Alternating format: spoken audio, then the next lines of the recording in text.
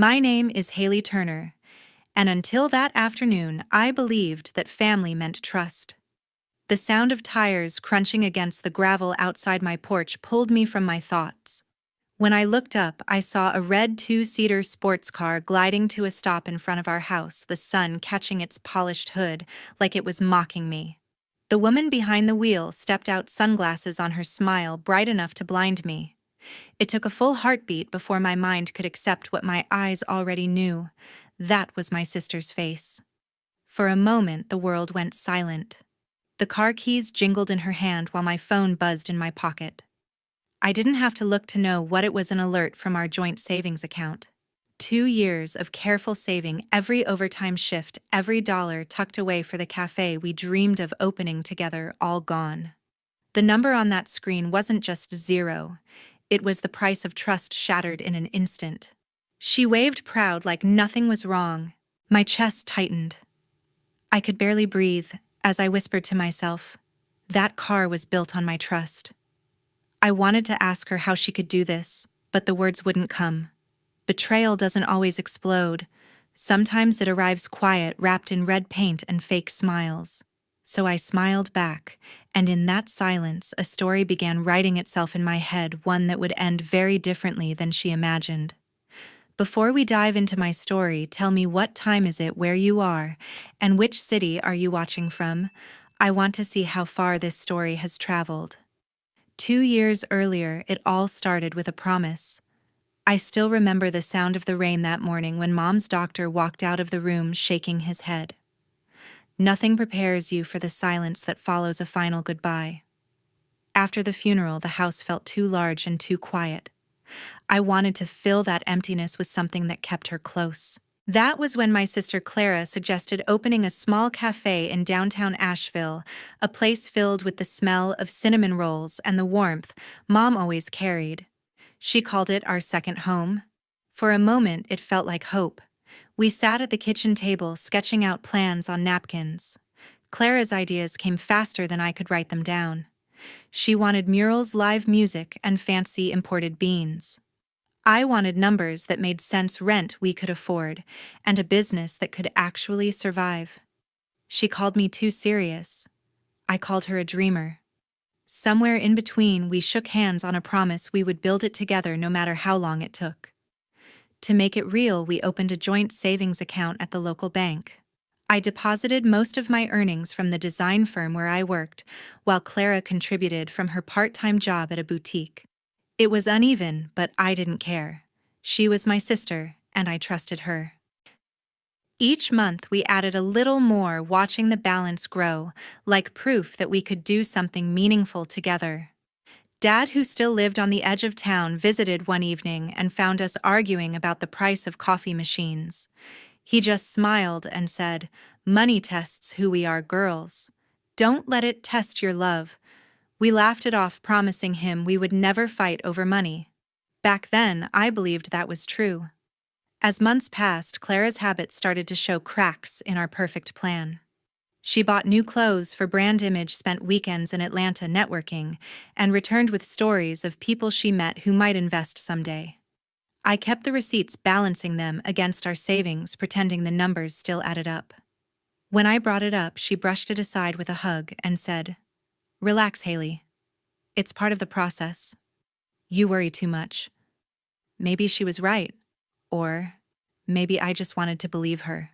Grief has a way of making you cling to anything that feels like family. And so I looked away when she used the card again. I convinced myself that she knew what she was doing. Every time I logged into the account, I told myself we were still on track. Still, something about the way she smiled when talking about the future made me uneasy. It wasn't the smile of someone building something with you. It was the smile of someone running ahead without looking back. I told myself it was just my anxiety talking. After all, she was my sister, and we had promised to trust each other completely. The first real crack came during Christmas that year. I found a receipt tucked between the pages of a cookbook, showing a purchase that had nothing to do with our cafe tickets to a music festival, a designer bag, a weekend stay at a resort in Miami. I sat there staring at the paper until the ink blurred. Confrontation sat heavy on my tongue, but I swallowed it down. It was easier to believe in the dream than face the truth.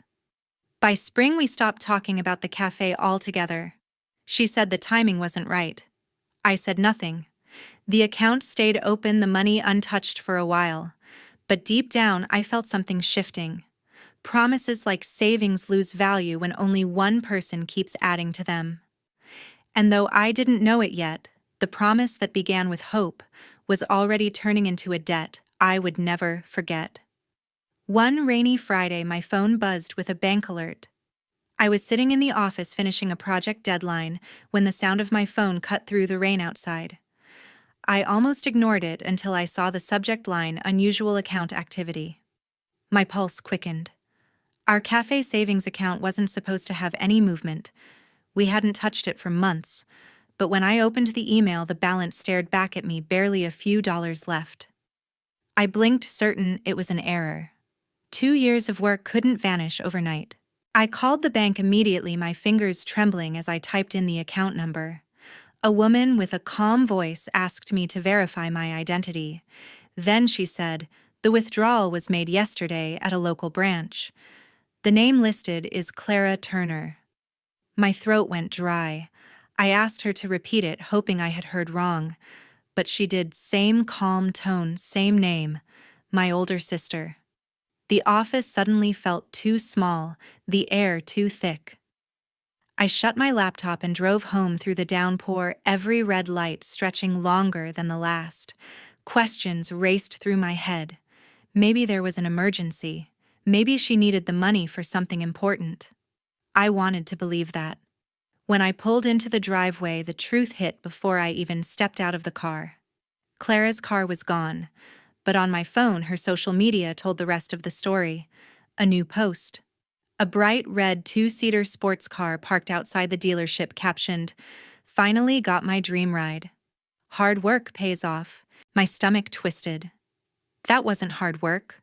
That was our cafe, our late nights planning every sacrifice I'd made. All of it polished into metal and parked for likes. When she walked in later, her heels clicking against the floor, she looked radiant, no trace of guilt. I stood in the kitchen holding my phone. "You used our savings?" I said, my voice low but steady. She shrugged. "Relax, Hailey. I'll pay you back once things settle." Pay me back. The words tasted bitter. That money was supposed to be for both of us. For Mom's cafe. She laughed lightly. "You're being dramatic. It's still our dream, just delayed. Besides, you're doing fine. You can save again." Something in me broke. Not from the money, but from how easily she dismissed it, as if trust could be replaced like cash in a drawer. I watched her pour herself a drink, humming, completely unaware that I was memorizing every detail, the tone of her voice, the glint of her new car keys on the counter, the smell of rain on her jacket. She thought the silence meant surrender. But in that silence, something inside me shifted. I realized that confrontation would change nothing. Clara never listened when she was wrong, she only doubled down. So I did what I'd always done best. I stayed calm and started thinking. That night, while she posted another picture of her new chapter, I opened my laptop and began documenting everything: receipts, transactions, timestamps. I spoke to no one, not even Dad. Trust was already too fragile to risk another conversation. The house was quiet except for the hum of the refrigerator and the tapping of my keyboard. I didn't cry. There was no point. Tears wouldn't bring back what was lost. This wasn't about money anymore. It was about learning who my sister truly was. By midnight, I had a folder full of proof and a calmness I hadn't felt in weeks. Clara might have taken the savings, but she had no idea what she'd awakened in me. Trust once broken doesn't heal, it transforms. And that night, I stopped being her forgiving sister and became something else entirely, someone who takes notes before she strikes. By Sunday morning, the storm had passed, but the quiet that followed felt heavier. I sat by the kitchen window watching water drip from the eaves and realized something had shifted inside me. I no longer wanted to scream or cry. I wanted clarity. So I opened my laptop and began reading everything I could about joint accounts, ownership rights, and civil law. The more I read, the clearer it became. What Clara had done wasn't just betrayal, it was theft under the law. My name was on that account. Half of that money was mine, and I had every right to take action. By noon, I called an old friend from college, Colin Brooks, who had become a lawyer in Asheville. We hadn't talked in years, but when he picked up, his voice was the same, steady and kind. "Hailey Turner?" he said, surprised. "It's been a while. What's going on?" I hesitated, then told him everything. He didn't interrupt once, just listened. When I finished, there was a pause on the line. "You're right to be upset," he said finally. "But if you want this to hold up in court, you'll need more than screenshots. Get everything: statements, communication logs, proof of joint ownership." That evening, I printed every document I had collected and arranged them in folders. My desk looked like a crime board, each page a piece of what Clara had taken. For the first time, I didn't feel powerless. I felt prepared. Over the next week, Clara barely spoke to me. When she did, it was usually to make a dig about how stingy I was. "You've always been tight with money, Hailey," she said once over breakfast, sipping her coffee with a smirk. "Maybe that's why you never enjoy life." I didn't answer. There was nothing left to say that wouldn't break something further. She saw my silence as weakness, but it was discipline. Dad called a few days later. His voice carried that tired gentleness I knew too well. "Hailey," he said, "I heard you and Clara aren't talking. Let her learn her own way. She'll come around." I wanted to tell him she wouldn't, that some people only learn when they lose everything, but I swallowed the words. He had always believed in giving people space to fix themselves. I knew better now. I stopped calling her my sister around that time. In my mind, she was just Clara, someone who had crossed a line and stood proudly on the wrong side. Every time I saw her car in the driveway, shiny and perfect, I felt less connection to the person behind the wheel. At work, I became quieter. My coworkers assumed I was just tired, but inside a plan was forming: clean, deliberate, unshakable. The more distance I created, the clearer I could think. I realized that revenge didn't need shouting or chaos. It needed precision. When Colin and I met for coffee downtown the following Saturday, he glanced through my folder of evidence.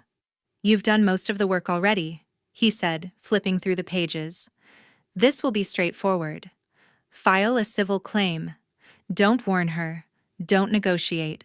Just file." His calm made it sound simple, almost procedural. I signed the paperwork that afternoon, my hands steady. For the first time in weeks, I slept through the night. There were no explosions, no fights, no tears. Just quiet. That's the thing about certain kinds of war: they don't happen on battlefields or behind raised voices. They happen in silence, in calm decisions, in a name signed neatly on a line that says you're done being the forgiving one. By Monday morning, the papers were filed. Clara still thought she was winning, but wars like this aren't fought with noise. They're won with patience. A month later, we stood on opposite sides of a wooden bench. The courtroom in downtown Asheville was smaller than I expected. Plain walls, cold air, and the faint smell of old paper. The sound of the clerk's pen clicking filled the silence as we waited for the judge. Clara sat across from me, dressed sharply in a cream blazer, her hair pinned perfectly in place. She looked more like she was attending a meeting than a hearing. Colin sat beside me, calm as ever, flipping through our case file. When the judge entered the room, stood. My pulse steadied, not from confidence, but from exhaustion. This was no longer about winning, it was about ending. Colin began by presenting the records. He spoke clearly, guiding the judge through each bank statement, each withdrawal that carried Clara's signature. The room was quiet except for the sound of paper turning. "Your Honor," he said, "my client, Ms. Turner, and the defendant opened a joint savings account with equal ownership. The withdrawals made by Ms. Clara Turner occurred without joint consent, violating the legal principle of shared authorization under state law." Clara's lawyer rose, adjusting his tie, his voice smooth. "Your Honor, this is not a business dispute. This is a family matter between two sisters. Families operate on trust, not contracts. Miss Clara didn't act with malice. She simply used shared funds within what she believed to be her right. The judge turned to Clara. Is that correct? She nodded, eyes wide, playing the part of the misunderstood sibling. We're family, not business partners, she said softly. I never thought she'd take it this far. Colin leaned forward, calm but firm. Your honor, joint account means joint consent. Emotion doesn't erase legal responsibility. My client trusted family. What she received was financial loss. There was a pause long enough for the words to sink in. The judge glanced down at the statements, then at Clara. Miss Turner, personal relationships do not void contractual obligations. You withdrew funds totaling $22,000 without written approval from the co-holder. That is by statute an unauthorized withdrawal. You are ordered to return the full amount within 60 days.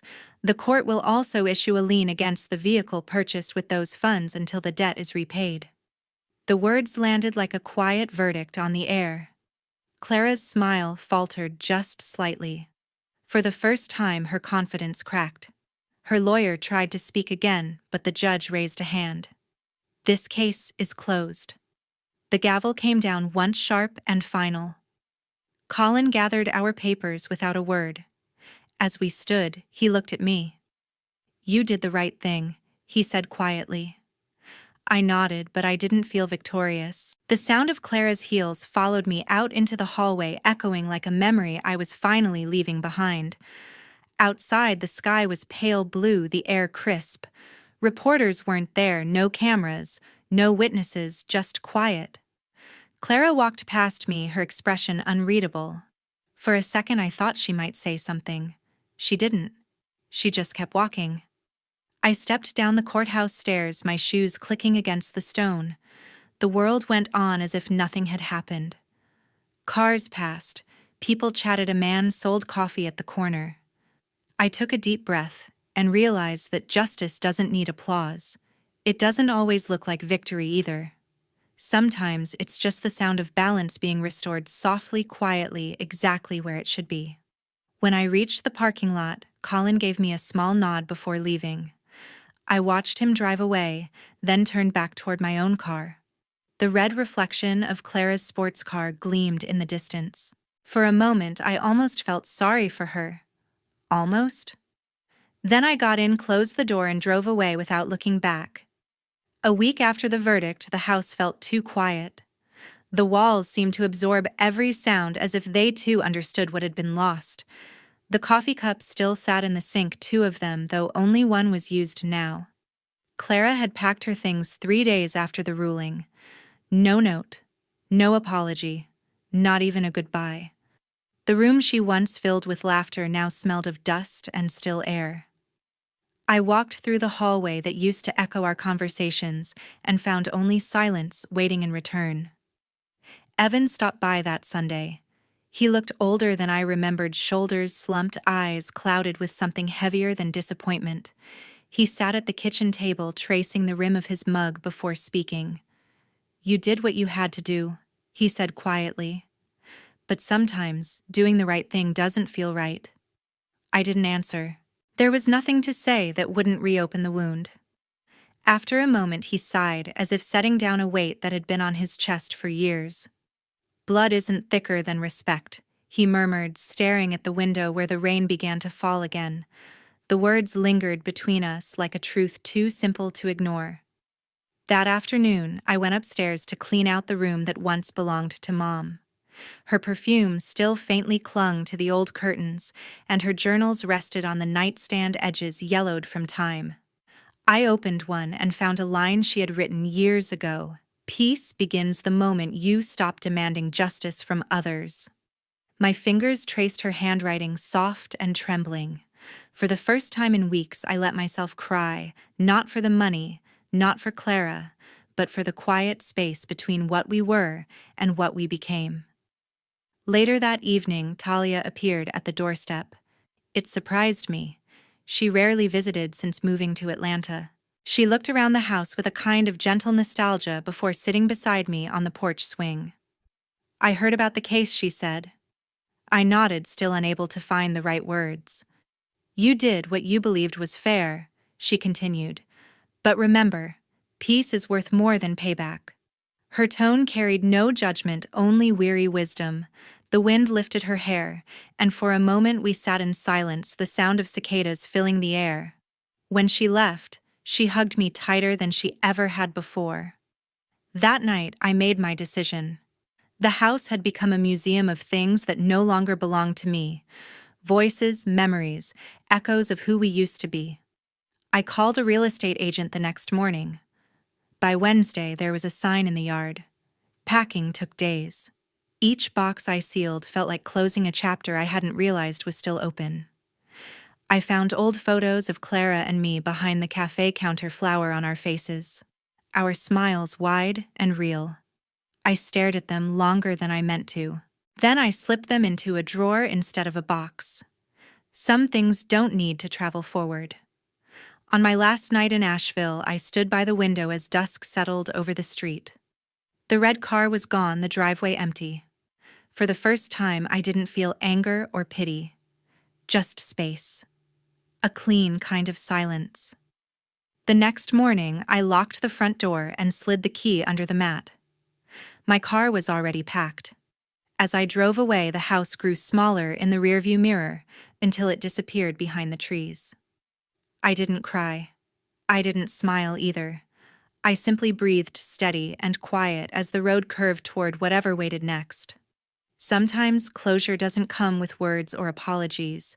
It comes with leaving calmly, completely, and without turning back. 3 months later, I unlocked a small storefront on Main Street.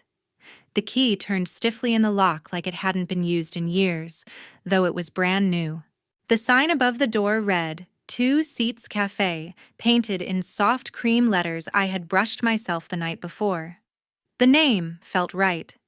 2 seats, because not every table needs a crowd, and not every story needs an audience. The space was small, just enough for 8 tables, a counter, and the smell of hope steeped in roasted beans. I had found the place through an old real estate listing and signed the lease with my own name, my own funds, my own signature. There was no we anymore, and that realization didn't ache the way I thought it would. Each morning, I opened at 6. The bell over the door chimed softly whenever someone walked in, and sunlight streamed through the large front window, painting golden squares across the worn wooden floor. I brewed every cup myself, kept the books balanced, learned the rhythm of costs, profits, and patience. It wasn't about success now, it was about steadiness. About trusting that I could stand without needing anyone to hold the balance for me.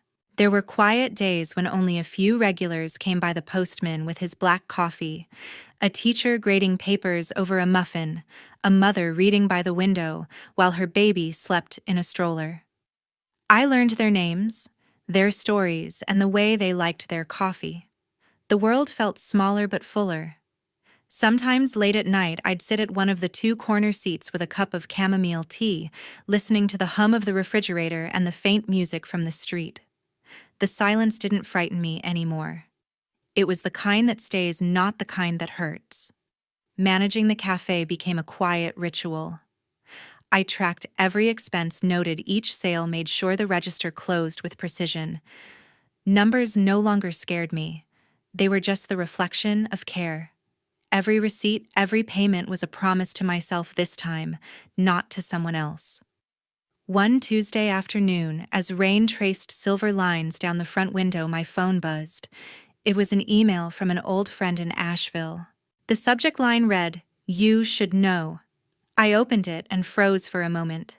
It said Clara had lost her job at the design firm. Her car, the one she had fought to keep, had been repossessed last week. There was no message from Clara herself. Just a link to a post she had deleted later that day, a picture of an empty driveway, and a caption that read, "Starting over." I sat there for a long time, the rain soft against the glass, the smell of coffee still in the air. My hands didn't tremble. My chest didn't tighten. There was no triumph, no satisfaction. Just stillness.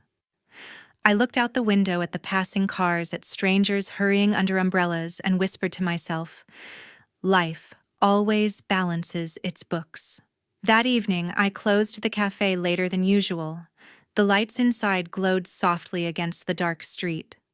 I wiped the counter one last time, locked the register, and stepped outside. The cool air carried the scent of rain and roasted beans, blending into something that felt like calm. As I pulled the door shut behind me, the reflection on the glass caught my face, not the tired woman from months ago, but someone steady, grounded, and quietly rebuilt. Some endings don't echo. They dissolve into beginnings so gentle you almost miss the sound. 6 months later, I realized peace doesn't arrive with noise. It settles quietly, like dust after a long storm. The air felt lighter that morning as I drove back to Asheville, a bouquet of white lilies resting on the passenger seat.